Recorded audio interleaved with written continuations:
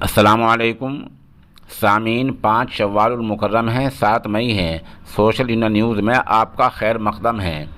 आज की ख़बरों की शुरुआत कुल हिंद मजलिस तहफ़्फ़ुज़ ख़त्म नबुव्वत दारुल उलूम देवबंद की केरल शाख के रुकन मौलाना हाफिज़ अब्बास कासमी अज़हरी की तिलावत कलाम पाक से की जा रही है।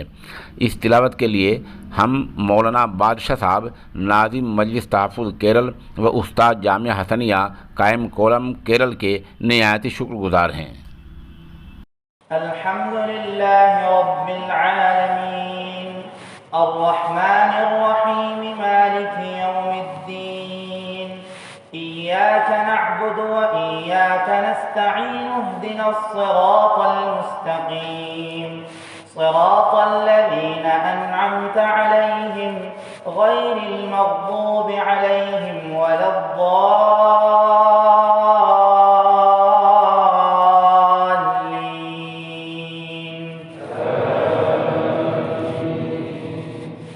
يسألونك عن الأهلة قل هي مواقيت للناس والحج وليس البر بأن تأتوا البيوت من ظهورها ولكن البر من اتقى وأتوا البيوت من أبوابها واتقوا الله لعلكم تفلحون.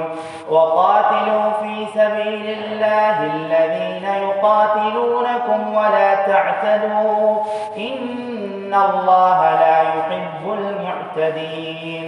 واقتلوهم حيث ثقفتموهم وأخرجوهم من حيث أخرجوكم والفتنة أشد من القتل ولا تقاتلوهم عند المسجد الحرام حتى يقاتلوكم فيه فإن قاتلوكم فاقتلوهم كذلك جزاء الكافرين.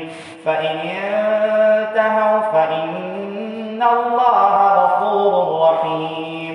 وقاتلوهم حتى لا تكون فتنة ويكون الدين لله فإن انتهوا فلا عدوان